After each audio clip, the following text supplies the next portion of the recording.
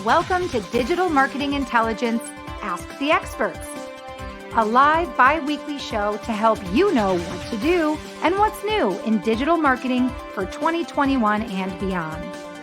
Ask questions, suggest topics, and grow faster with actionable insights and proven strategies from the world's leading experts.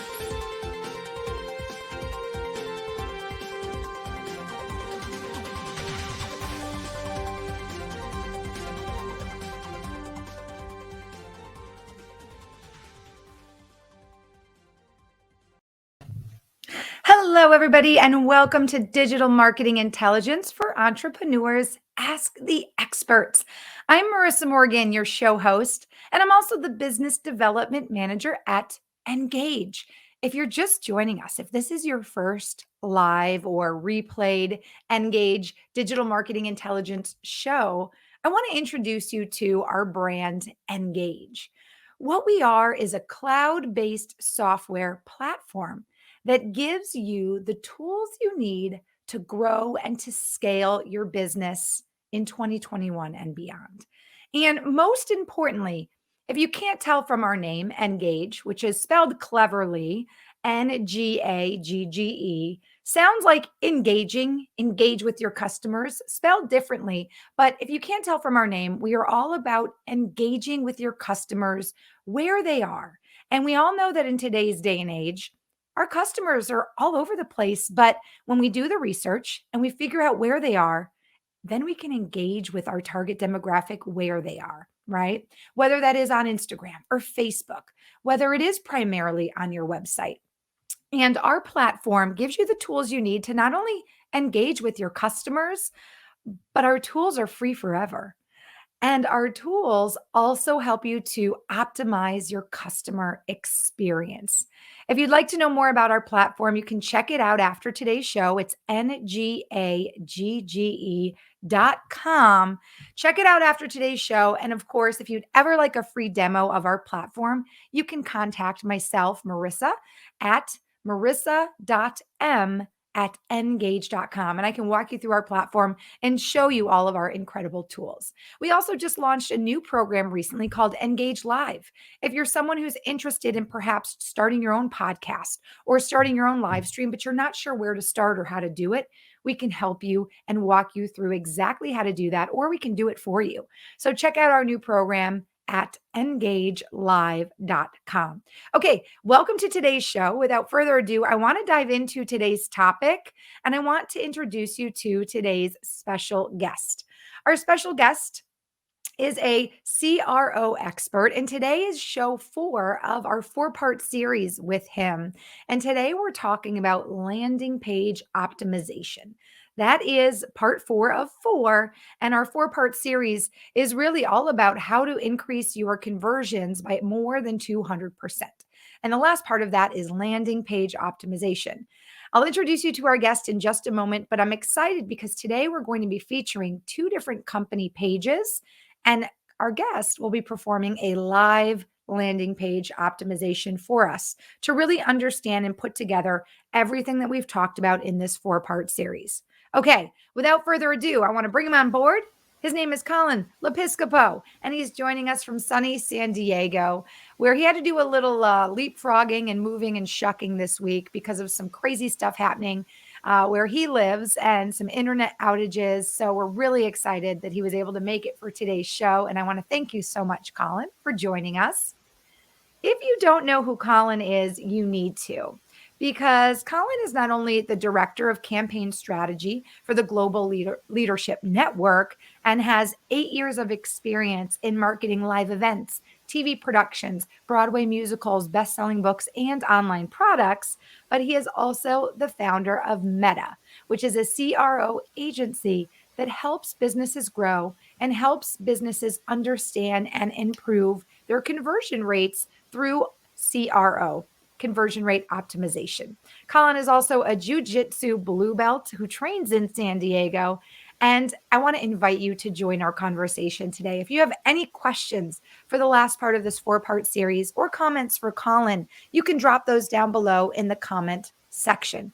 Okay, Colin, without further ado, this is the grand finale, and I promised fireworks. Yes. I But was hey, gonna I'm having ask. an internet issue on my end too, Colin. Can't make that Oh, happen today. okay. Yeah. It's really unfortunate. No worries. Yeah, I probably have a better background here because I'm at my mother-in-law's house, and she's got a good setup here. So yeah, I'm on my remote setup. So hopefully everything seems to be working, and we're ready to go. So you Well, know, listen, I'm ready for you are fireworks on my end. you know about Broadway musicals. You've helped market them. You know that the show must go on. Oh yeah. I've got a lot of theater and TV hosting, live TV background as well. So the show must go on. We're going to make this work, and I'm excited. So if you're watching live right now on LinkedIn, make sure you drop us a comment in the comment section. Let us know where you're joining us from. I'm broadcasting live from Minneapolis, Minnesota, and again, as I mentioned, Colin is live right now from sunny San Diego. So welcome again to the show, Colin. And thank you so much for offering up a 4-part series with us and sharing with us all about how we can use CRO to increase our conversion rates. For our audience who is just tuning in, maybe for the first time, and they've not watched the replay of our past shows, let's give them an overview of what show 1, show 2, and show 3 discussed, because those 3 shows really set us up for today's show, our Yeah, grand yeah. finale. Yeah, I agree. I would definitely go check out the prior parts to this series if you're, especially if you are watching live today, or you come across this video and you're like, hey, I really like this. This is good stuff. You'll get a lot of context that will help today's session. Um, Kind of just you'll get more out of it, Mhm. because you'll have a little bit more context as to kind of like what changes to make, and the ideas and kind of frameworks behind those changes, instead of just kind of like making a change. You're like, okay, well, I'm not quite sure what that's going to do, but because we're going to get a little bit more into like tactics today. So and to kind of just give you a quick overview, like we talked about what CRO is, that's conversion rate optimization. And to put it really briefly, it's increasing the number of conversions. It's increasing that percentage conversion, that metric on your page. It's like, how do you go about doing that, right? So that's what conversion rate optimization is. And we talked a little bit about mindset, about how most people, their default mode is a company kind of mindset rather than a customer mindset, and kind of thinking about their customer's experience and how their customer interacts with their brand and their product and services. And in session 2, we talked about the relationship between value and cost, and how that's constantly something that consumers are they're running that equation in their mind with every single interaction with the brand that they have, and really throughout your day, you're thinking about like, do I want to drive to the store? Like, is it worth it? Do I really need that milk? This is just part of our behavior and part of our decision making process. It's all value costs. And then we talked about the importance of a value proposition, which is ultimately it's that it answers the question. It's the response to, why do I need this product, or why do I need this service, or why do I want to work with this brand, and how we answer that. And then in the third session, we talked about the thought sequence of the prospect or the customer, the potential customer that might be hitting your page. What are they thinking? What are the questions in their mind? And then how does the flow of your sales page or landing page answer those questions, and answer them at the right time and in the right order, that will ultimately lead to that conversion. And then today we're gonna get into like, okay, got it. I'm getting that stuff. I'm gelling with it. How do I optimize my page? What changes can I actually make? How do I approach it? And that's what we're going to get into today. Awesome. Well, I'm excited to kind of see you in action, because we've talked a lot about what to do. You've given everybody actionable takeaways at the end of every show. And now we're going to do a landing page optimization live on today's show. But before we do that, let's give everybody an idea of how we're going to work through today's talk. So, we're talking about how to increase conversions by more than 200%, right? And today we're talking landing page optimization. So, we're going to talk about what that is with Colin. And then he's going to walk us through a live optimization. And then obviously he's going to leave us with this actionable takeaway, which is how to optimize your landing pages using what you've learned. And then most importantly, Colin, and you've stressed this every single time we've had a show, then it's all about testing, right? Absolutely. Yeah, this is how we figure out if our conclusions are correct, if our hypothesis is correct. It must be tested. So you're kind of becoming a scientist in the internet laboratory a little bit. So Absolutely. yeah, Well, a comment from the viewer audience. Jamie says she's here. She can't wait. awesome. By the way, we did pick two different companies whose websites we're going to look at. Colin, are we going to be okay to do both of them? Will we have time? Yeah, absolutely. Yeah, Super. I believe so. We'll kind of just let me know. We'll kind of leave some time for that, and Great. Great. Well, yeah, we can Jamie, go through. congratulations. Your company was chosen, My Starry Chart. And then we have another company named Voter or Vote Frenzy. Frank Ramirez was our second winner. So those are the two websites Colin will do a live optimization on in just a little bit. So don't go anywhere.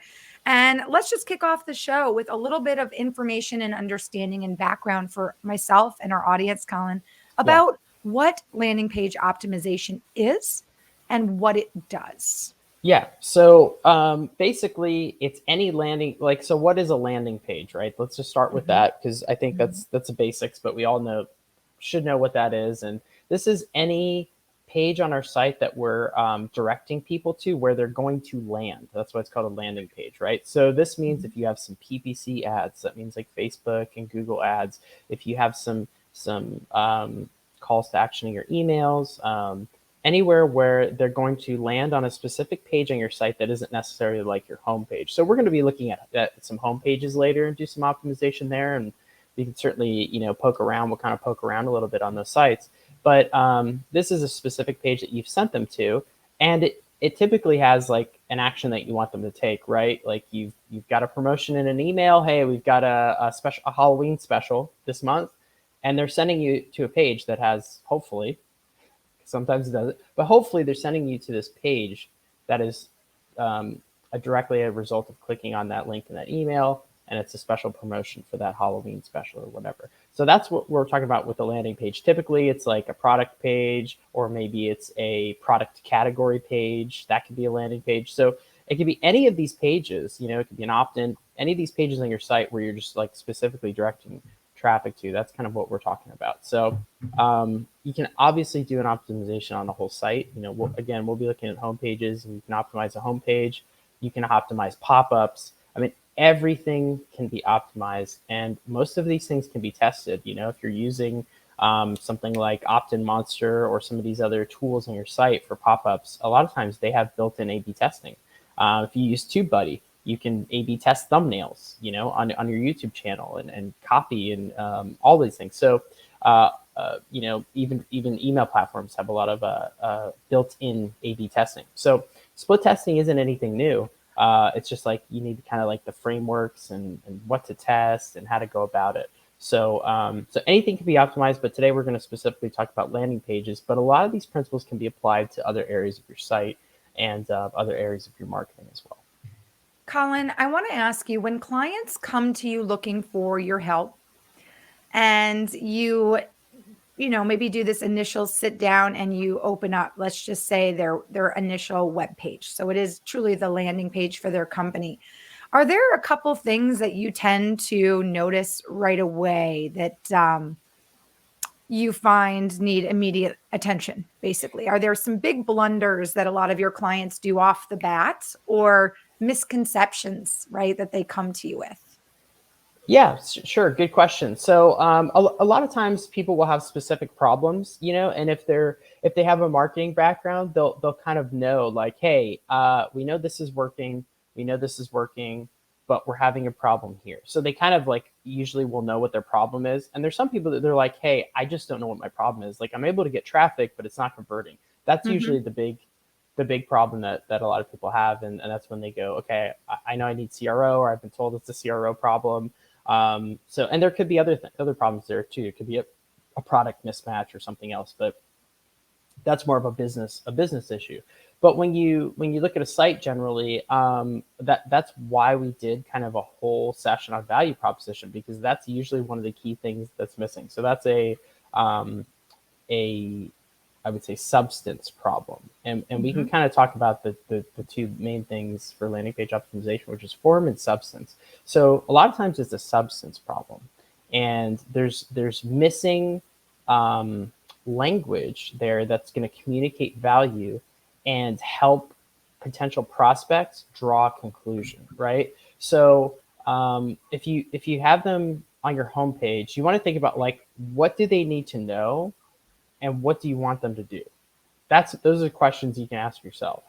Um, and if you're like, hey, I want them to know that they've reached a website where they can buy some Halloween products that are only going to be around for 15 more days, right? So that needs to be clear if that's what the site is all about, you know. And then what can they do? Like, oh, you can check out the categories of products here or whatever it is. But a lot of times that's missing. And then ultimately the reason why they should take whatever action you want them to take is missing as well, which is that's the value proposition. It's that ultimate answer to like, why am I buying these Halloween products for you rather than there's Halloween products everywhere? You know, you can see these pop-ups all over the place. If you think about that, like as if that's kind of the thing, it's like, well, why am I going to Party City or Target or the special like spirit shop that pops up, you know, rather than these other places, you know? Like I could come up with a good value proposition for spirit because it's all about Halloween and there's more variety, right? I know like I can go there and there's going to be way more Halloween stuff. I walked into Target the other, like maybe a few days ago, and I'm probably a little late, right? We're 2 weeks out, and it was cleaned out. Like there was just nothing in there. Like the shelves were empty. So, and I know there's like supply chain issues still going on from the pandemic, but I bet you Spirit is chock full of Halloween stuff. They probably have stuff from last year, but that's okay. So it's really just that differentiation, that exclusivity. Like a lot of times that's missing. You know, sometimes people will get the what right, like, hey, here's who we are, here's what we do, but that reason why people should keep digging or work with your company is missing. It's that reason why. So value proposition is obviously a big part of obviously not only your branding, but ultimately those conversions. Because if it's not clear on your website, if it's not clear on your landing page, as we learned, and also if the CTA isn't there, I know that's something I remember from a previous show. If you're not clear on what you want that visitor to do, then that visitor may just be left to their own devices and say, okay, well, that was a nice webpage. Or, yeah, Yeah. that company looks like they might offer me something, but I'm not sure at this time, you know? And then also one thing I remember too, Colin, that you brought up was this idea that we have to make sure that what we're offering is easy for the visitor or your lead to actually find. That if you're offering a downloadable copy of your book, that when they're taken to your website, that downloadable copy of their book is very accessible and they're not left really searching through a landing page for what they're Oh looking for. yeah, right. Yeah. Yeah, and that's kind of the correlation between like, you know, we talked a little bit about orientation, Mhm. and that can go into this as well. But yeah, if you're setting up an expectation for, hey, when you click this button, this is Yeah. what you're going to get on the other side. You definitely want to make sure that's what they're going to get on the other side, and that's the page that they're going to go to. And you know, we talked a little bit about like when someone's in their let's just do email. When someone's in their inbox and they click on an email, they it takes a couple seconds or it takes a second, but they're going to land somewhere. They're going to go somewhere. And I just I'll talk about a recent conversion I did because it's kind of interesting. But you need to be reoriented once you land there and make sure you're in the right place. Like I click this button and it's supposed to take me to a page where I can download a free ebook. If you land somewhere where you're not sure where you are, like that's when you're now decreasing your conversions. If they have to like look to figure that out, it doesn't clearly say like this is the page you wanted, you're in the right place. You know, that's kind of what we talk about with orientation. And I'll give an example. And I again, I don't want to out anybody, but I'll just say who it was because you'll probably be surprised that how the lack of optimization. But it was the AMA. Okay, I recently did a conversion with the AMA, and I was texting, you know, one of my mentors who also went through it, and I said, "Boy, that checkout was something else." and um, and I said it caused some anxiety for me. Right? We talked about anxiety because Mhm. I went through this checkout, and it was sending me it was sending me through like space warps. I felt like I went through a wormhole or something. It was loading and redirecting, and I went somewhere, and I'm like, okay, like literally I was like, am I in the right place? Am I still in the checkout? This looks completely different. And I would click to the next step. I go through like another time warp, and it's like warp drive, like in Yeah. Star Wars or something. Yeah. And I'd land in another place. I'm like, am I still in the checkout? I'm like, okay, this is looking a little familiar. I can put in my information. And then I'm like, I'm not sure what I got here. I don't even know if they had a proper confirmation set up. I think they kind of had something. And so I finished that process. And then I did have some issues actually getting in. I had to have a friend help me get in. So something happened with the email there. But again, not to out the AMA, but there was a lot of What is anxiety the there. AMA, Colin? I thought you were talking about the American Music Awards at Sorry, first. the American Marketing Association. I So was this like, was the the American American Music Marketing Awards was a shopping Association. site? Yeah, this is the American Marketing Association. It was a training that they did. Awesome Got it. training, awesome content. Like they're great, but their checkout definitely needs some help. And and he was just like some anxiety, like that was crazy. So if I'm experiencing that and just aware of it, I'm sure people are and they're leaving at that stage because there's just too much going on there. So there was a lack of orientation. There could have been a value proposition present. Like you want a holistic approach to that. Like keep telling them what they're getting. Like beat that drum like of value. Like this is why you're making this decision. This is why you're making this decision. And they'll keep seeing that. And it might even just be subliminal. Like the reason that they're continuing on through the steps, whatever your checkout is, hopefully it's kind of streamlined. That is there for them to see. So like that was missing. That would have helped. Maybe like even just some like transparency is like, hey, you're gonna be redirected to tell me what the next step is, and then I can expect it and I'm okay. Like you can be transparent, there's sometimes you have to go through compliance things, right? And checkout gets, especially with things like alcohol, and checkout can be a little bit clunky. Just make that obvious. Say, hey, you know what? We're going to go through a quick compliance check. It's going to take 2 seconds, and then you're going to land into your cart. Let them know what they can expect. David Lanning talks about this when there's like a negative customer experience. Be transparent about it, because for 2 reasons. Like the negative experience would be like, hey, I'm going to experience this long load time during this checkout. Okay, so it's a small inconvenience, but it's enough that somebody might not convert. Let them know that's going to happen. Just say, hey, there's going to be a quick load time here while we do this compliance check. Whatever. You can give them some info on that, and then now they know what to expect, and they don't feel as bad about it, because. And the 2 things are, one, they know that there's a negative experience. They're going to experience it. So you not announcing it makes them lose trust. That's the second thing. So whenever you've identified like, oh yeah, customers aren't going to like this. This is a clear negative experience they're going to have. Just be transparent about it, because they know it's there. You can't hide it. That's the worst thing you can do, is try to hide it. Ignoring it is a bad option, because again, they know it's there and they know you didn't say anything about it. So you always want to like address it. So I know we kind of went down a rabbit hole, but No, I think that really was important great steps. that you brought that up, Colin, because I know I've experienced that, and I've experienced both ends of that spectrum, where as a customer, I've had the dots pop up, or what I call the pinwheel of mystery, Yes. right? And I'm like, oh, Yeah. okay, well, I just not pinwheel of death, pinwheel of mystery. What is Yeah. going to happen? Where But am I going? What's yeah, I happening here? just put my credit card information in. And then there's this big pause and this mysterious moment. And the computer's thinking, but I don't know. Is it my computer? Yeah. Is it their Yeah. website? What Is is it, happening right do I now? have to put my credit card information again? Should I go back? Did it even go Yeah. through? Did someone just steal my identity? Like there's all these things that happen in your head. And then on the other end of the spectrum, I've been a customer on a website where it says, this is now going to go into a processing mode. This may take several minutes. Do not click back, right? Yeah. Do Yeah. not You've do seen some of this. those. Don't Yeah. worry. It's Yeah. okay. Like, and then I'm like, oh, okay, cool. I'll just go refresh my coffee. And when I come back, my purchase will have been made.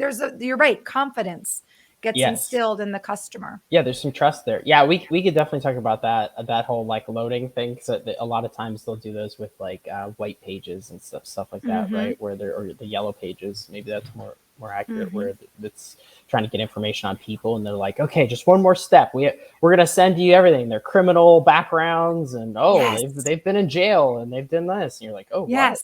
They're trying to get you to complete a certain amount of steps, and then Yes. you Because then kind you're of vested. yeah, Ah, you kind of get a little bit of the sunk cost fallacy going on there, where you're like, well, I've clicked too many buttons and I'm 80% there. I might as well finish it out. And you also see this on websites that do like things like, hey, you're almost to free shipping, or you're almost to this next step, and it's got a meter that's filling up. And as humans, we just want to, oh, well, I got to fill that meter. Like, what else do I got to add to mm-hmm. my cart to fill that meter?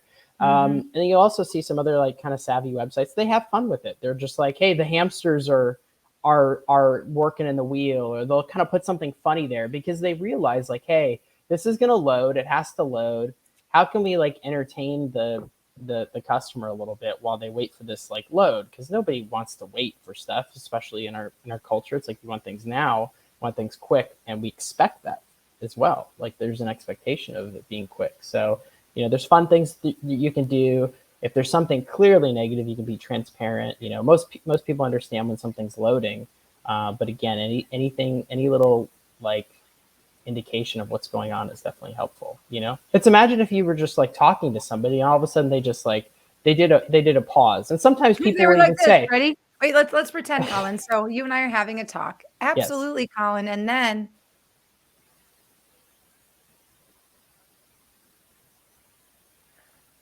can you Did imagine something, versus and what's versus the first thing you think? You're like, did it stop? Did you're like, did you is she did you frozen? freeze up? Is everything okay? Like is Right. so Versus da da da. Yes, Colin. And then hang on a second. Let me get my next thought. yeah. Let me process that a little bit. Oh yeah, this is what I meant to say. Yeah, Right. yeah. Can you imagine if It's humans did that? no, Oh, it's great to put it into human terms and in the context of like a conversation, because that's really what it is. It's like you're having a conversation right. with your customer or prospect with your website, like, and they don't want to interact with a website. They want to interact with a person. Like Mm-hmm. that's why people would rather get on the phone. They'd rather get on a chat. So if you can talk to them like they're a person, not like they're some robot or something reading your website, it's gonna go far. So, but I would like to kind of like direct a little bit of like, okay, I got my page. How do I optimize it? So I kind of hinted at this a little bit before. You've got two directions you can go, kind of. Now you can do both at the same time, but I just want you to think about like kind of the two maybe buckets or categories. One is form and one is substance. So we talk about substance. That's like what is actually on your page. That's the copy. That's the images. That's maybe the video, the animations, the titles, the subheadings. That's all of the parts of the page. And then when you think of the form, that's like what is the outline of it. So like if there's substance, that's kind of what's written in the titles. If there's form, it's how many like titles and subtitles are on the page. So if that makes Okay. sense. So Okay. it's like where things are oriented, how things move. So you want to think about a few those two things as you go about. You're like, do I want It's to kind of like focus on what's in mhm. those frames, like what's in the form, which is the substance, or do I want to focus on the form, which is maybe I move this image over here, maybe we remove the image, right? That would be making a form change. If you're changing the image, I would say that's a substance change. So hopefully that makes sense. I want to use an analogy and I think Yeah. it works. It's really like your design, right? Design being the substance. Like I've got 2 bathrooms in this house, 4 bedrooms in this house. The design is the features, but the blueprint is how Right. everything's laid out. So is that a fair analogy? Yeah, yeah, exactly. And Great. and also, yeah, what is there, right? Are there extra rooms? Are there extra attachments? All of those things. So that's what you can think about. You can think like, oh, maybe I don't have enough like call to action buttons, right? That would be like, okay, we're gonna change the form a little bit and add some more. So think about it in terms of those two things. And again, one of the things I always talk about is for substance is like for the value proposition. So, and then again, we're talking about a specific landing page here. So it's going to have a goal. Okay. So the next thing would be like focus on the goal of that page. So if the goal of that page is like, we'll go with our example of of a free download, the goal of that page is to acquire a lead, an email address, whatever. So everything on that page should be about that goal. So focusing on the goal of the page is step one. Like I recently optimized a page, and my boss comes in, he's like, hey, can you optimize this page? Like we've got a kind of a promo coming up in a week. And so there were two things on there. There were clearly two different goals on that page already. And so I just like went to him. I was like, well, what's the goal of this page? And he's like, man, right to the basics, huh? And I was like, yeah. And he's like, yeah, you're right. Like we missed that. We didn't get that right. So we made it clear what we wanted them to do. Like, cause there was hey, they can go and kind of go down this one path of like support, and there's some additional videos and some other things, or they can go down this path like, hey, there's this promotional opportunity. It's like, let's make it's about the promotion. Like, let's not beat around the bush. So we did that, and it was like 100% increase in conversions just from that very simple change of focusing on the page. Because when you present all these other options or all these other things people can do, they will do them. They will do them. They will become distracted, or they will become interested. So I want you to think about it as you're introducing distractions towards your conversion. And it's going to reduce your conversions. Like if you have a video on your page, you absolutely need to test whether the video is helping your conversions or hurting it, because they might just want to watch the video. And if your goal is, I want them to watch this video, that's great. That can be a goal on your page. I would say, like, how does that fit into your customer journey, and where are they going next and things like that. But if that's the goal, that's fine. But if it isn't, why is that video there? And you might say, well, they have to watch this video to understand how this works. And that might be true. But until you've tested it, you don't know. And a lot of times video is one of those things where it is on the page, and even existing on the page, it's one of the first things I would do what's called a content existence test, is see if it's helping the conversion or hurting the conversion. Does it need to be on that page? So that's something to think about. Think about things where there's maybe social shares or anything that takes them off the page. You'd be surprised how many landing pages have things that take them off the page and they go somewhere else. And, click this link and it takes you over here. It's like, why? Why do you want them going anywhere else? They can't complete the goal of that page on this other page. So keep them on that page. You want to remove as many distractions as you can and have everything on that page focused towards ultimately what that main goal of the page is. That makes sense, because I do think about things like you mentioned the video. Let's just say the goal is for someone to book a call with you, right? And you have that button at the bottom of the page, perhaps, to schedule that call. But you've got this great video that for some reason is so entertaining that when they're done with the video, they're just chuckling away, or, it makes them think about something they need to do. I don't know. But sometimes that video taste of who you are, could actually prevent that person from converting, because it becomes, like you said, a distraction more than a director. It seems like you're going to want things on your page that are always directing people. Like, for instance, if you have this video, at the end of the video, you should say, make sure you scroll down to the bottom of my page and book a call. Definitely have the call to action or a call to action right in there. The video, even if the video is an example of your work or a testimonial of some sort. Interesting. Well, and let's say if it's booking a call, right? So like the ultimate goal is I want a client, right? I want to sign them. It's something like that. Excuse me, if it's coaching or whatever. How about put the video in that first contact email or in a quick autoresponder? So like they book a call and it's like, hey, check out this video. I want you to know more. Now you've like used that video to warm them up a little bit before the call, instead of like it was just kind of in the wrong sequence. Instead of like putting it before, but they're not ready for that yet. And instead of warming them up to book a call, it actually like decrease the conversions, because a lot of times people click a video, they start watching a little bit and they're like, I'm out. But if you send it to them, you're like, hey, at the 2-minute 30-second mark, I talk about this. I'd love for you to check that out. Watch this video. Now they're going to click on it, and then now you're going to get a better watch time, because they're going to at least stick around till that point, probably to see what you say at 2 minutes and 30 seconds. And hopefully they finish the video if it's enticing, keeps them going. And now you've kind of warmed them up towards having that phone call. So one But again, a lot of times we get these little sizzle reels or highlights or testimonial reels, and those are all great. But Right. a lot of times they can actually take away from the conversion, which could lead us to what we're going to talk about next, which is friction. We've talked about this before, but there's lots of elements of pages that can create friction.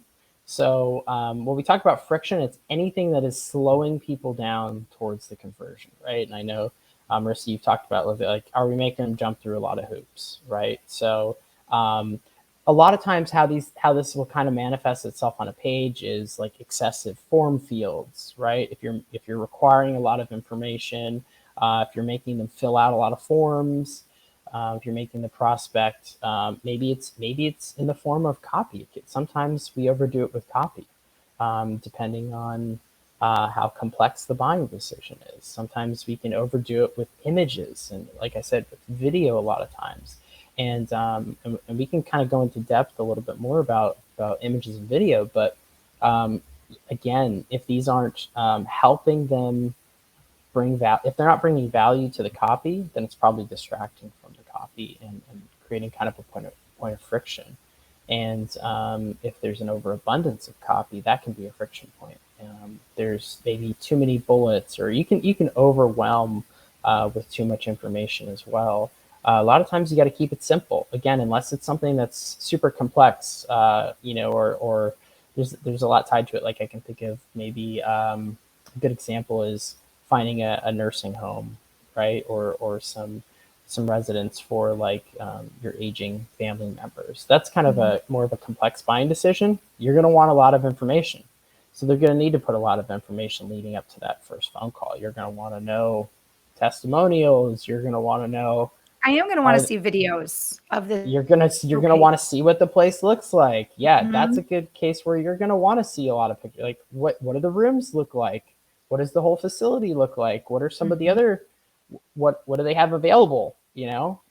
So that's a lot of things. And then there's also like, we could get into the emotional stuff that's going on there too. I don't want to go too deep into it, but it's like, Yeah. how do you make them feel secure? How do you make them feel good about the decision they're making? Right? There's probably going to be some guilt there. There's going to be some Mhm. other things there that, like, those are going to be in the way of them mentally from making that decision. So like, how do you Right. remove those things and help them discover that this is the right place to put their aging loved one that they're going to Mhm. be taken care of.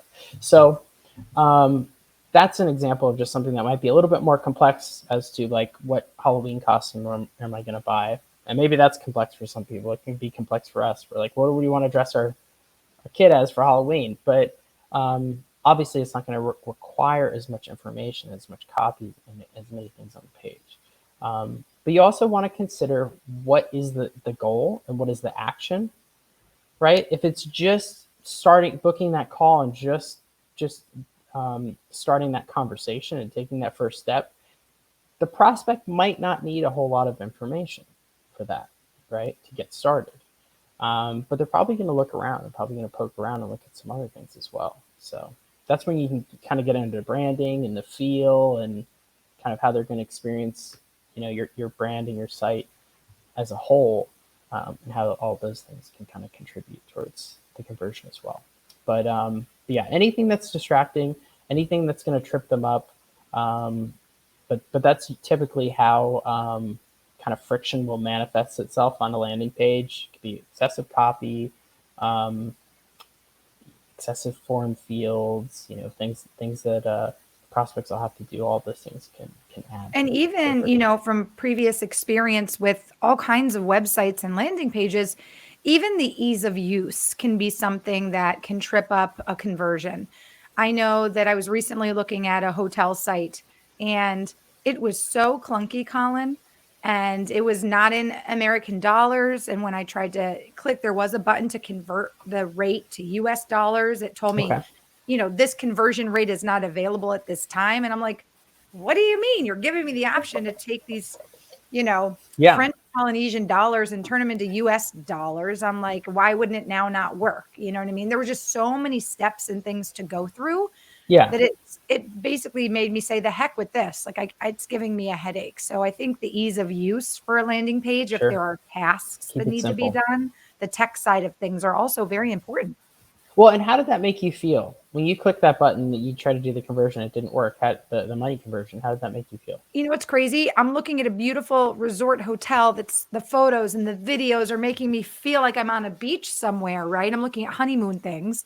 But then to have this frustration creep in, I'm like, well, this just defeated the whole purpose. I should be excited about looking at this website, right? They've hooked me emotionally. These videos are great, but now I'm like, it made me feel dumb. It made me feel frustrated. It made me feel anxiety. I'm like, okay, well, everything I just got a taste of in terms of wanting to be on this property just all got berated. And now I want Yeah. nothing to do with this hotel, basically, is how I Yeah. felt. Wow. Yeah. So Isn't that you were crazy? like, I'm done just from those few little things that were not right. Like they got the front part right, it They sounds got like. the emotion, they Yeah. got the appeal, they Yeah. they spoke to my need, baby. I was like, "Yes, I wanna be on that You're like, beach by I'm that I'm infinity gonna be pool." getting those massages. I'm gonna be Yes, drinking the drinks on the side of the and then I was pool. like, "What do you mean I can't figure out how much it costs? I'm trying to check it out. Yeah. I'm considering, is this an option? What do you mean? I don't know how much 130,000 French Polynesian francs are." Like, I need Yeah. to know, is this a $500 a Yeah. night room or is this a $10,000 What a night room? Is this an what is the option? cost on it? Yeah. Yeah, So yeah, I mean, there's no way you're clicking a checkout button if you don't know how much you're paying. So you were exactly, clear on what you were getting,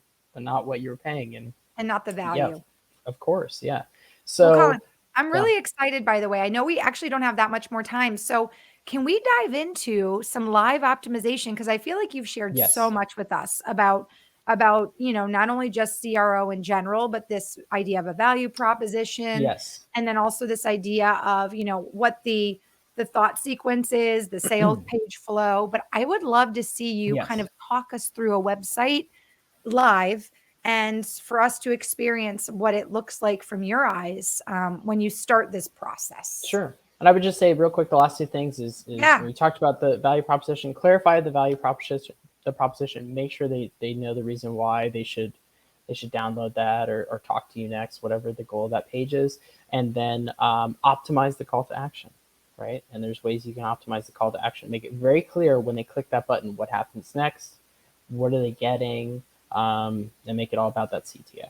So, all right. wonderful. Wonderful. Cool. So if we want to look at, we can look at, I'll go ahead and do a screen share here, and we can start looking at Vote Frenzy. So if you can see my screen, let me I'll know when share that's that up. with the audience. Awesome. Okay. So this is Vote Frenzy. So first off, I'm just going to give first impressions. I will say I'm looking at trying to figure out what that woman is eating. I wasn't Mm, able to figure it out. It looked like pizza. I'm checking out the Seahawks fans here, and I was noticing the quality of that image. By the way, that was first thing. I'm looking at this guy's tattoo and his watch over here. I'm interested in what she's looking at, which is her phone that looks like it's barely getting cut off here. And again, I'm kind of looking down at what this guy's looking at, but I can't quite see it. I cannot see anything she's looking at. It looks like it's a phone. Um, and then I I was don't know looking what at the this company contrast. does. I will say that. I'm just saying for Yeah, I'm my just telling you, like, this is what is going through my mind kind of yeah, in real time, right? right, I Now you'll notice something about this. I've talked about are these hero images because that's where I'm drawn. I'm drawn to right. these hero images. I am almost oblivious to the copy that's in front of it. I'm almost oblivious to everything else that's going on because this is where my attention's being directed. You have a moving image here.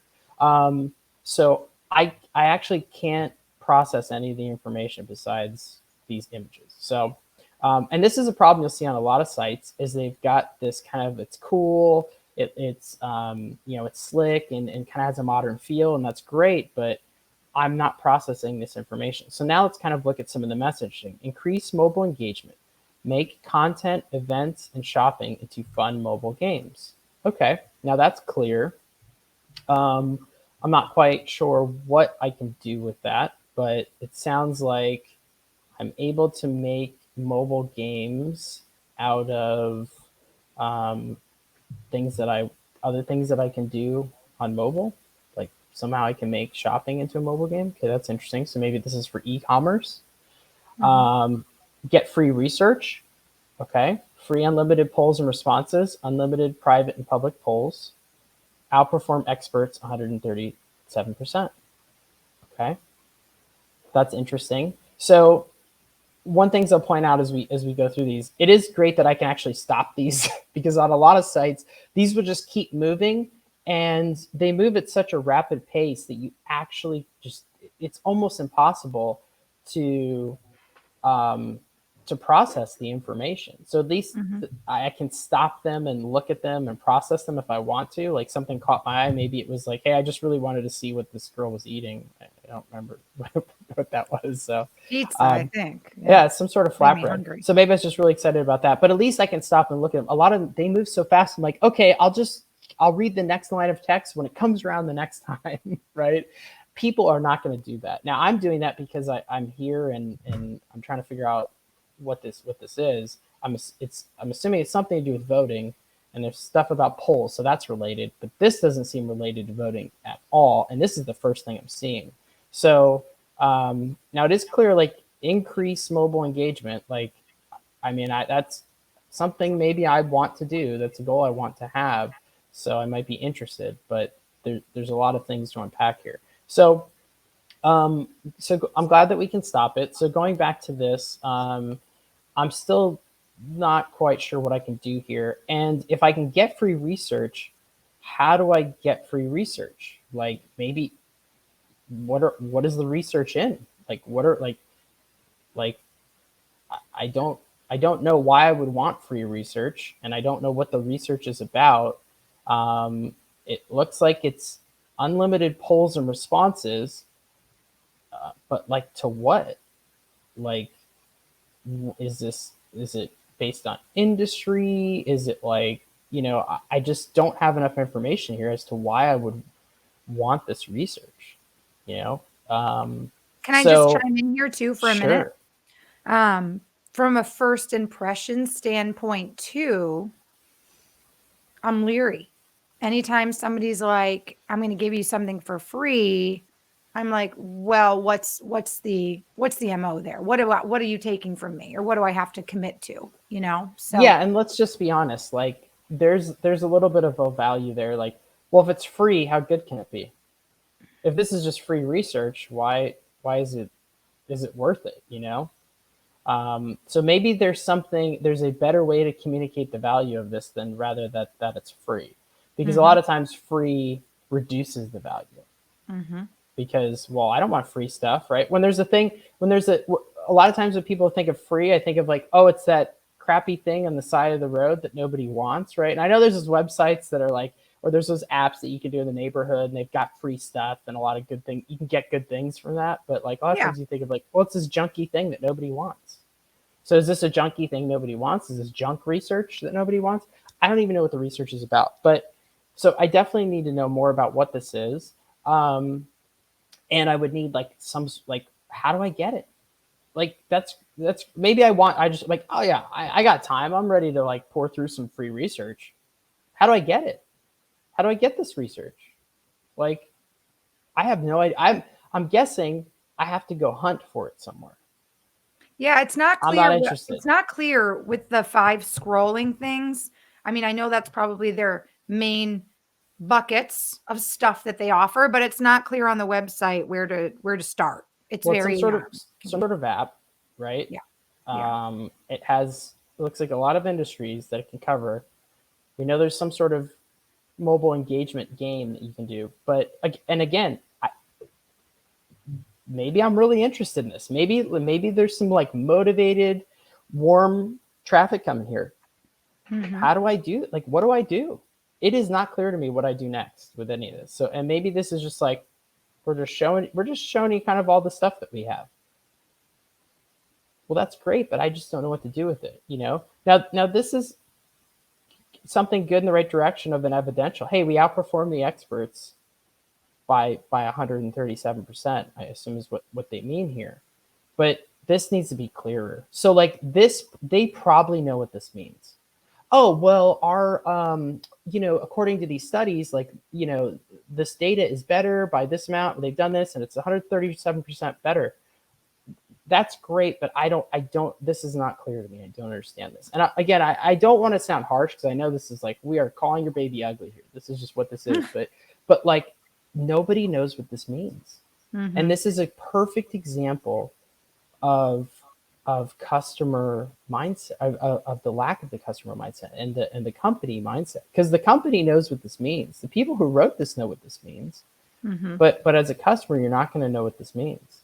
Mm-hmm. So, and that's why it's kind of like, it's easily identified. So we can reduce social media costs, activate co-creation, reward brand evangelism. Okay, so it seems like, and I'm deducing here, it seems like I can reduce my cost of hiring influencers or something like that. Because it doesn't, the only social media costs would be ads or paying for influencers. So I'm assuming it's paying influencers here. But again, I'm not quite sure, so it's unclear, and I don't know what to do with this. I don't know. Like, maybe if I am very interested, I'm like, oh yeah, well, I've got these influencer costs. I think I can do this. Okay, how do I do that? So again, like, and you wouldn't want to have 6 call to actions here, right? Obviously, Interesting. I'm inferring like, hey, you want to put a call to action here. So a better thing to have. Colin, Yeah. what would make sense then to me, just if we were to come up with a quick logical improvement, would be not this scrolling thing that's happening, but maybe one photo. That way, if someone needs to take 10 seconds to take in the photo, they can, but potentially just have the bullet points, maybe popping up on just one photo. So by the time you've digested the photo, your attention immediately stays on the text of that page versus like this carousel of new photos and new text, because you don't get a chance to absorb it and understand. And let me ask you this. Do you have any, because we've been here for a few minutes and we've looked at a few things already. Do you have any better understanding what Vote Frenzy is, or how they can help you or provide, or what they provide for you? I mean, you know a little bit about maybe what they provide for you, but do you know what this brand is and what this company is? And like, just that it's definitely something to do with social media and engagement. And that I can see that it says the app there. So I know it's an app of some sort. Yeah. It seems like it covers a lot of different things too. Mm-hmm. Like, but I just think she's going to have a better chance digesting this pizza than I am of trying to digest the information here. I'm just not... for time's sake, Colin, too, let's just scroll down. So I think first impressions, we're all on the same page, really, is that we don't understand. So here we go. Scroll. Play a game. Take a photo of QR code to access the game. So here we go. We've got our first call to action. We're right into a call to action. They want us to play a game. Oh, I'm doing it live. How about that on my end? Let's see what happens. Yeah. Oh. I'm not really interested in playing it. Like, we could scan the QR code and see what happens if we have time for that. It gives me another photo, just an FYI, and it says, what stage of the customer journey is the most challenging? Building brand awareness, getting offer consideration, making the sale, retaining the customer. Interesting. It says vote to get a reward, and then you have to put your email in to see the answer. Yeah. So I did the USA one. It says, does the USA spend too much on the military? And then I can say yes or no, and then vote to get a reward, and then the call to action. So we could actually go into this whole thing here. So that's interesting, because it takes you away from the website and now you're on your phone. It does. So and I think what they want to do is like give you an example of what they can do, right? Because this is probably, and now I know what they know in terms of a game. I mean, I don't think this is maybe the same as like the mobile game thing that they're doing, because this really is like a quiz. I wouldn't say this is a game. So, right, like, so here's a good example of like a expectation that's set. Because when there's a game, you expect something that's going to resemble a game. Well, I get to play something. I get maybe agency over a character, or I get to crush some candy. Like we all know I get to move Flappy Bird around. Well, that was more of like a quiz or a poll, right? And it also gives me an indication of maybe some of the like research information I might be getting. Like, which is really like how many people think the USA is spending too much money. And Right. it's just based on all the people that have clicked either yes or no. I don't know if I'm interested in that data. Now, maybe someone who is, there are people who are interested in that data from a voter perspective or a politician or something like that, get the demographics. But um, I'm kind of starting to get a little bit more of an understanding. But again, look at how, like when you think about the cost, there's a high cost to this. I have to pull out my phone. I have to like stop reading the web page, find my phone. Hope maybe it's close by. People that can't find their phone, they're already gone. So if I have my phone, now I have to pull out my phone, use the QR code. If I know that I can use my camera, most people know they can use their camera now. Maybe they have an older phone, they can't even do that. They need a QR code app or something. If Mm. they don't have that, they can't even do this. So a lot of things to talk about there, but that's just one. If we keep going down, here we go. Now here's the first indication of what vote frenzy is. I think vote. So here's kind of like our first kind of like value proposition statement. But VF enables organizations to engage mobile audiences in a fun, respectful, and rewarding way for free. Everyday people view and share photos, videos, and their opinions for fun, local deals, and prizes. Our integrated mobile engagement services suite goes beyond research and beyond insights by growing sales. Now, wow, that was a lot of information in those 3 lines. Um, so, what is your understanding of this after reading this? Any thoughts here? This sounds like something for businesses. It doesn't sound like something for a consumer specific. It sounds like Okay, a good. Yeah. service for a business, and that a business would hire them to help boost engagement, and that they would create this pathway. Like, hey, if you're trying to get more sales from your coffee stand, well, we're going to create a game about coffee. And when consumers answer the questions, not only will you get research, but then they're going to get like discount coupons to come and buy your coffee. It just seems like a Yeah, and you're coming up with a lot of that from what you've seen earlier too, right? From all the yes. scrolling, because some of that what you said is not in here. But yeah, you're right. You identified. Okay, they've made it clear that it's not for individual consumers. This is a B2B. This is for businesses. That's B2B. clear. Um, it's mobile only, so we've identified that. And then they're getting into a little bit more of kind of like what these things are. But I would say this is quite difficult to read, and I don't know if it's because of the size, maybe. But this is a good example of some friction right there. I would say this Mhm. copy is difficult to read and understand. Like Mhm. I would probably have to read this a few times to get it, Mhm. for it to be clear to me.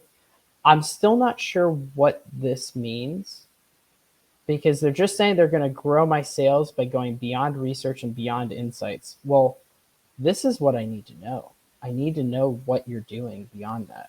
And maybe it's in here, but this is a lot for me to read through it and get through. So I'm just, again, like the reason I'm nitpicking like this is because highly motivated people that are like Right. interested in vote frenzy are going to go through this work and do this. They're going to scan this, they're going to read this, but those like prospects that are a little bit colder and not sure, they're just not Mhm. going to. They've got to be able to. This has to be easily digestible. That flatbread has got to go down easy. So I'm joking, but I really I really want to help them get more of the right people here. The people that are interested in this service and that need this, you want them to be able to take the right steps and know what to do. So and then we Mhm. have some more information about the company. I'm just going to tell you this: we don't care. Like we don't care about these things. We care what you can do for me. That's Mhm. that's what the customer's thinking. So this Mhm. is this is great. Like, hey, you support passions. This is what we do, but they're not interested. They want to know what you can do for them, how it helps them, how it makes their life easier, how it solves their problems. Make it all about them. Just make it all about them. So instead of So what we do, even something so simple in verbiage and copy would be what we can do for you, or how we help you, how Yeah. we increase your sales. What do they get? What do they get? So, Interesting. and I'd go beyond the, this is kind of, again, this is what they do. What do they Mhm. get? Well, you're going to get more, like they say a little bit above, you're going to get more engagement. You get more engagement through this service because people are playing these games, people are doing all these Right. things, your engagement goes through the roof, right? That's what they want to hear. They want to hear, oh, my engagement goes through the roof. then Right. then you got a different problem, which is like, well, how do I trust that that's going to actually happen? How can you deliver?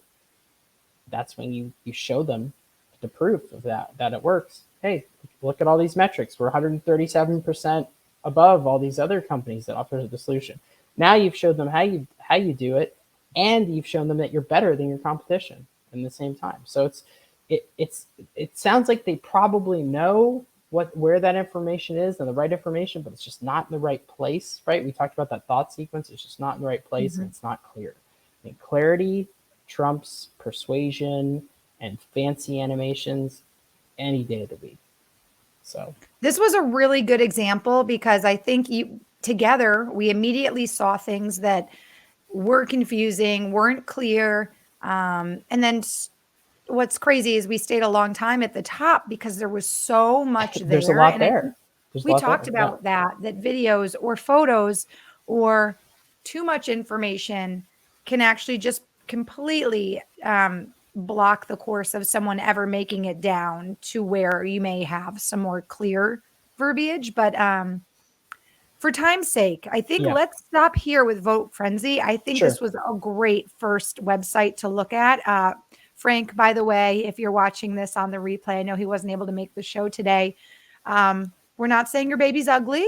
We're just No. saying No. that there's always room for improvement when it comes to our babies and how we dress them, right? So let's work on baby Vote Frenzy's outfit a little Yeah. bit. And one of the things I love is they have a really nice contrast button here, which is great. It's great to see, like, because my eye's drawn to that. The unfortunate thing about this looks like, I mean, maybe this is good, maybe this is customer. And this is another point of like, this isn't clear to me. Is Yeah, this where members of Vote Frenzy log in? Because it says organization login. Is this where I log in with my organization? right. Like, I'm that's actually a question in my mind. So Hmm. again, that's just a point of like clarity where I'm actually not quite sure what happens if I click that button. You want it to be Right. very clear. But it is a good example of like, hey, there's some good contrast going there. So uh, but yeah, the reason I focus in on like all these things is because that it might be subconscious that people are thinking about this girl in this black leather jacket, but I'm looking at there's a her girl coat. here. I'm like, I really like that coat. Yeah, the reason I bring it up is because does this add value to getting free research? And I don't think it does. And that's the question, is like, what hero image would add value to this Mm, copy? That's the question you need to be asking yourself. And I don't know if the answer is a girl looking down at her phone that I can't quite see in a black leather jacket. And it actually looks like there's some sort of watermark here. I don't know if you can see this. I can't quite read the watermark. So I don't know if that's like there's some sort of subliminal hmm. advertising here. I don't know if Mhm. that was a part of the stock image. Do you see? I don't know if you can see that or if you can see where my mouse is, but there's a I do watermark here. see something there. Yes. So Huh. I'm not sure what it says, but maybe Frank can tell us. So anyway, yeah, again, I don't want to nitpick, but it's just that's just kind of some of the questions or some of the thoughts prospects might be having when they land on your page, and you can start to try to imagine those things. And that's why it's helpful to have an outsider come in and look at that, and kind of just make you aware of these things. And you can kind of see where people are getting stuck and what's Mhm. distracting them and tripping them up from making those conversions. I'd be interested to speak with Frank and hear his thoughts on how his Yeah. conversions have been, just to see if what we're thinking, feeling, observing matches what he is experiencing with his website. Let's move on to the Yeah. second website that you're going to optimize. My starry chart. I know Jamie's waiting so patiently. She's watching the show. Yeah, okay. I wasn't And sure this if is Jamie's company. I wasn't sure if we had time for that. So yeah, I'll pull that up. Okay, so here we go. This is my starry chart, and the first place I actually looked was this little chat here. So it looks like I've got a chat login, and this is interesting. It's like, thanks for connecting. So this is a good thing. I think people like these interactions, and it's great to have these. I would put this further down. So typically this is, in a location where somebody's ready to chat, right? And that's a good question to ask. Like, I'm not ready to chat with anyone yet. I'm still trying to get my bearings and check out this website and see what's here. But maybe there's people that are coming here and they're ready to chat right away. I don't know that. Um, but and also the little guy here, he's directing me towards the chat. So this is a good example of kind of like iPath and things like that. Like he's literally like pointing to the, I mean, he's pointing in the image here, but like the way I look at interpret his body language is it draws my eye towards the chat. So my question would be, are people ready for this chat yet? And typically they're not. This is something you would want like maybe towards the bottom of the page here, right? Where they're like towards the end and they're like, oh, before you go, hey, do you want to connect to somebody? Do you have questions? So I'm just going to minimize that for now. So here we go at the beginning here in this intro. Let's read this copy here. A 3-in-1 educational kids calendar, healthy habits chart, and skill building game. So that's pretty clear. I'm not quite sure exactly what the 3-in-1 is, but I'm assuming it's these three things. And then connect, play, learn. And then I've got two call to actions. I can buy on Amazon Canada, or I can buy on Amazon. So obviously they want me to go to Amazon to make this purchase. So the image actually has what I'm assuming is the product here. Looks like that's very clear. So that's good to see. And the one thing I would say is like, hey, he was drawing my attention now towards the chart, but what you want people to see is this. So is there a way, even maybe just flipping these two sections? So this would be, I was just kind of going to say, if they reversed it and put the photo on the right. left, then he's pointing He's not only pointing to the towards chart, but to what we do. right. That's true. He's That's pointing true. towards the call to action and the copy. So you always want to Mhm. think about when you show pictures of people, where are they looking? Okay, because as humans, we're very concerned with people's faces, people's expressions, and people's eyes and where they look. That's just how we're designed and how our brains interpret data. We put an enormous amount of processing power towards the area of the face and eyes and where eyes are looking.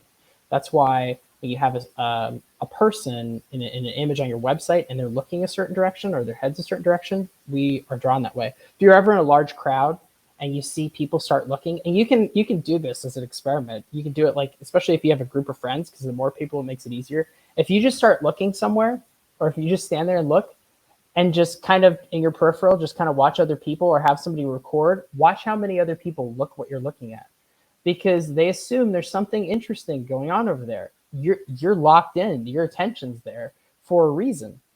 And so you'll see a bunch of people look. Or if you ever walk by and you see a group of people looking at something, how many other people are like, well, what's going on over there? There's something worth looking at. So that's very important. Just kind of principle to know as you're looking at things on your website. So where people are pointing, where people are looking are all really important. So yeah, a long explanation to say maybe just swapping these would add to the number of people that are clicking the button.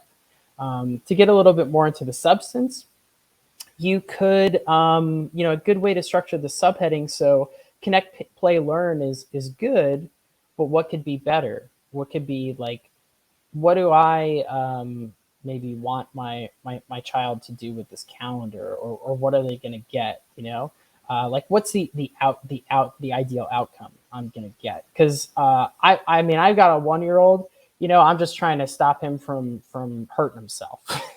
So that's my goal. I'm not quite at the chart level with my kid where I'm trying to get him to clean up his room or something like that. So maybe that's it. Maybe it's like get your kid to clean up his room without ever asking.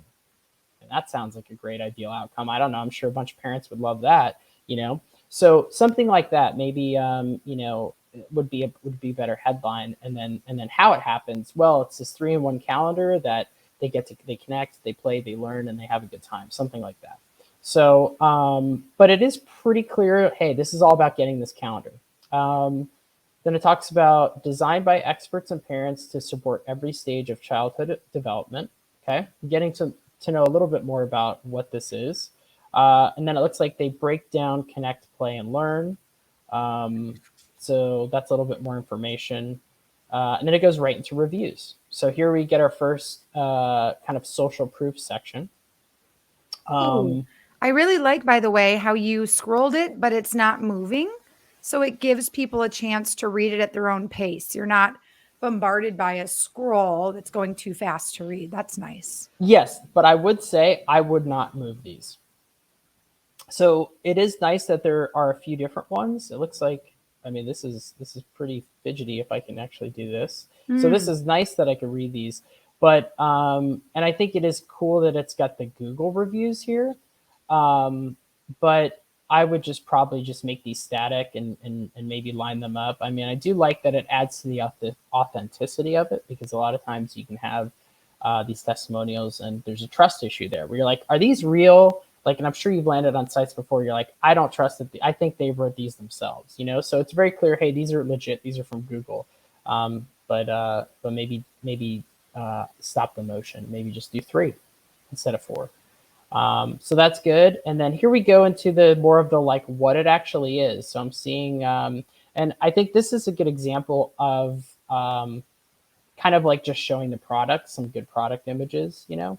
I think this is really good, Colin, because with my TV shopping background, one of the Yeah. first things that we do when we introduce products is what you get. Yes. So Right. yes, it's the item number. Yes, it's the price, but then it's what you get, because people like that value proposition. People want to know exactly what they're getting for the price. So I like that this Yes. is because we saw the product at the beginning and it's bright and it's colorful and it's interactive, but we don't exactly know all the little pieces that we're getting. So I like that this is broken Yeah. down in a And this is visual. the homepage too, right? This isn't Mhm. necessarily the product page. You know, this isn't a product page. I mean, we probably go to, you know, the shop here and we're going to hit the products and more of the landing pages. But this is giving you an overview of kind of the brand, right? So, so that is good. And then next, and there might be so if we were just to optimize this section here really quickly, they're pointing to all of the different elements. I actually find this this is a good point of friction. I think it's actually pretty challenging to digest this information. So what might be better is if you move this image to the left or to the right, you know, depending on kind of what your flow is in the eye path here, and then make some simple bullets like it's a calendar, it's got this, it's got this, it's got this, you know. I agree. I Um, think that's a good yeah. easy fix that will make it more digestible more quickly. Yeah, and you always want to appeal to the skimmers, right? Sometimes people are just going to go, okay, what's this? Okay, it's a start. I connect, play, learn. That's all they're going to read. They're not going to read these paragraphs. They're just going to connect, play, learn. Okay, there's some reviews. Got it.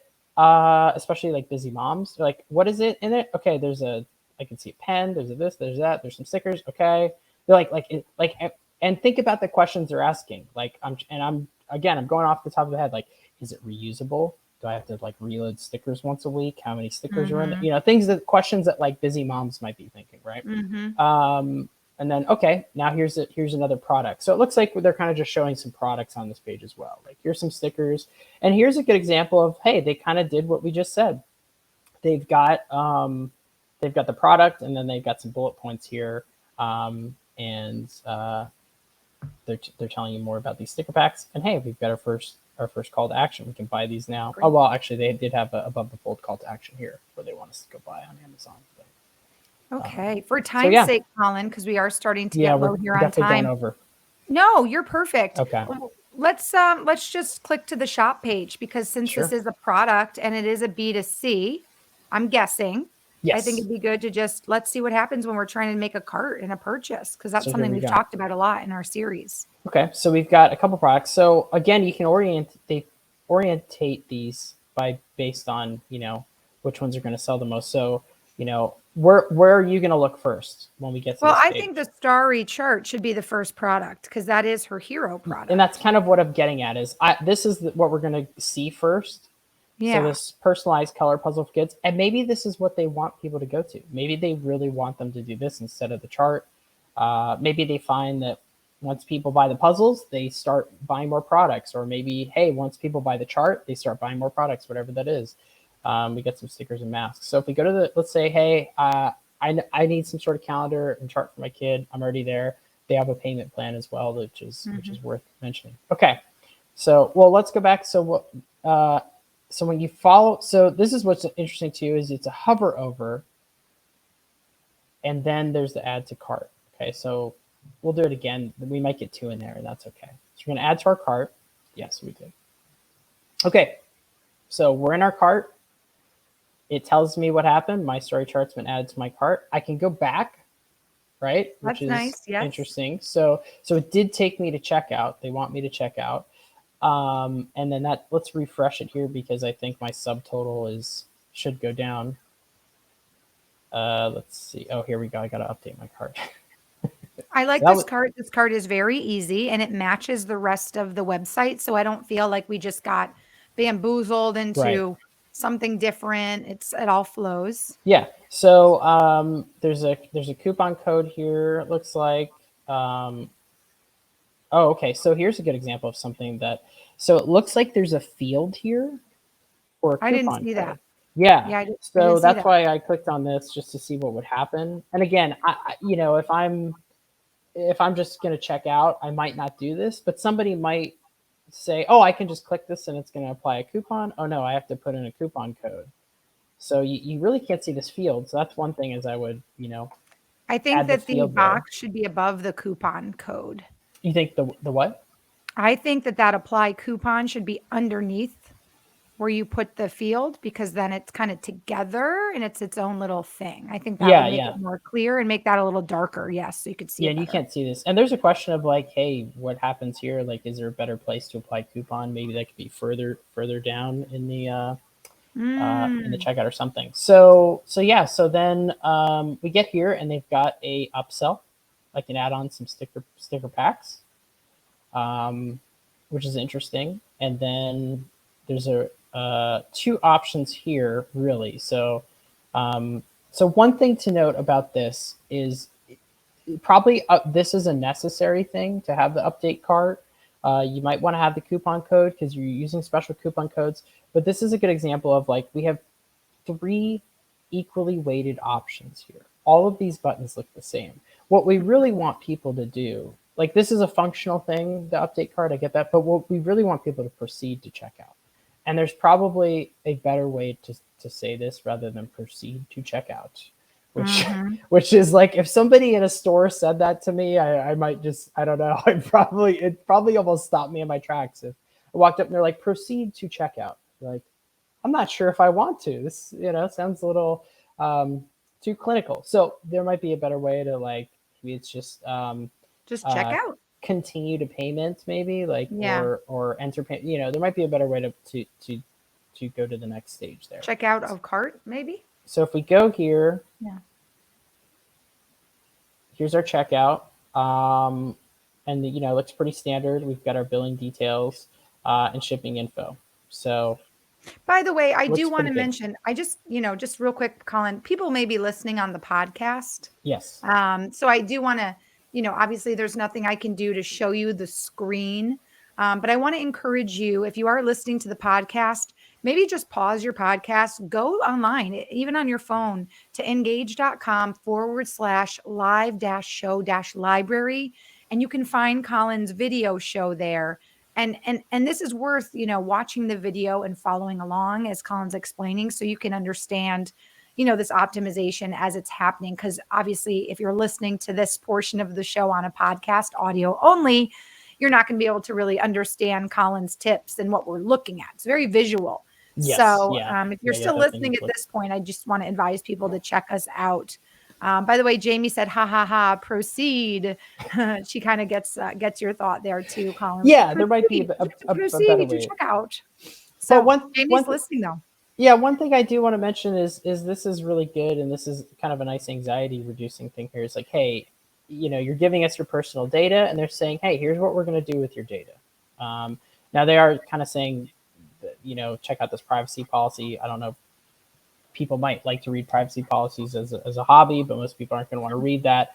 So, but yeah, this is good though, to just say, hey, like, we're not going to steal your data. This is used Right. to support your experience throughout the website. I really like that. That's a nice little Mhm. anxiety reducer thing there at the end. So yeah, Jamie just said great feedback. So I cool, think this is awesome. awesome. Yeah, yeah. So Jamie, being that we've got you here live and you're watching and commenting, was there anything that Colin suggested that, maybe you had teetered with changing, or are most of the things that he suggested kind of brand new to you? Because one of the things Colin and I talked about, and even I've talked about with the team at Engage, when you're so close to a project or a product or a process or a website, some things you just really don't even notice them because you're in it all the time. And for a new user, a new visitor, new eyeballs, things that may be obvious to us are completely oblivious, or not even, at the forefront of your mind. So, Jamie, I'd love to hear if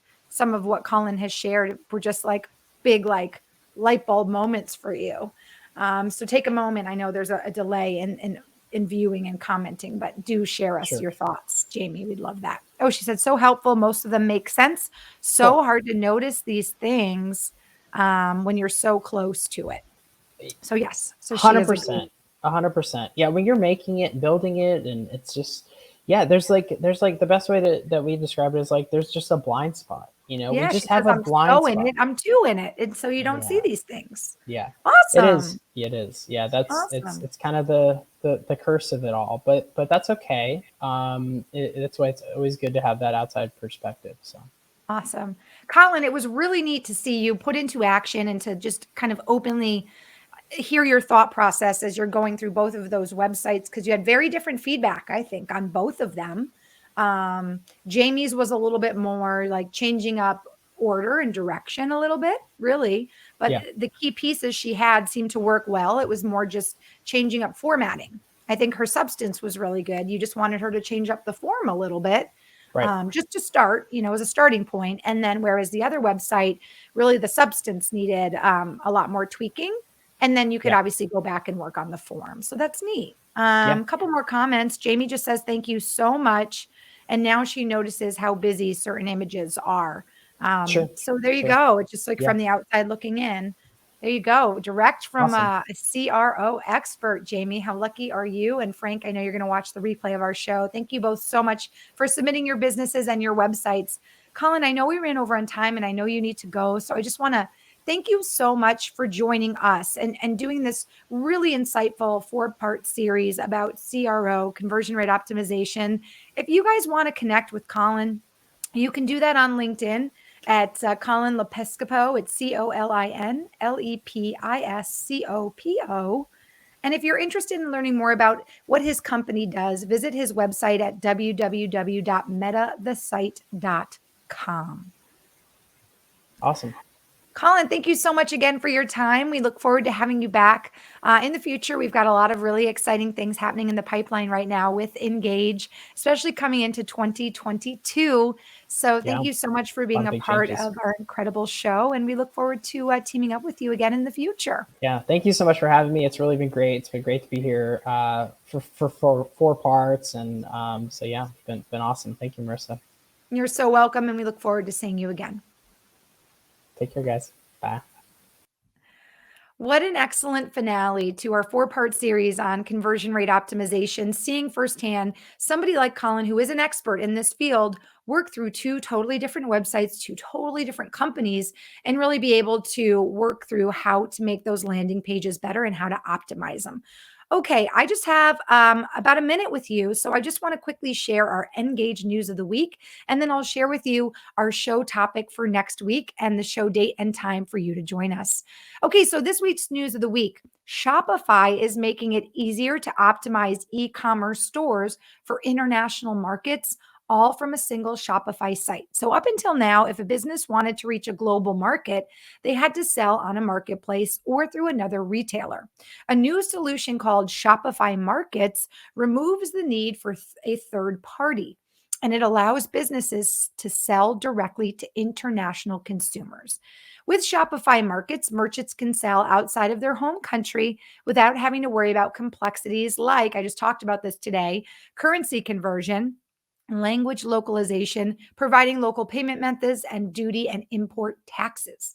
Shopify store owners can target single country markets or create custom markets by grouping multiple countries together. Shopify Markets is available in early access globally as of just a few weeks ago, September 14th, and it will roll out to all merchants in the coming months. Very cool. I'm telling you, e-commerce is the way to go, and it is the wave of the future. So, very cool way to find out how Shopify is changing to be more globalized, right?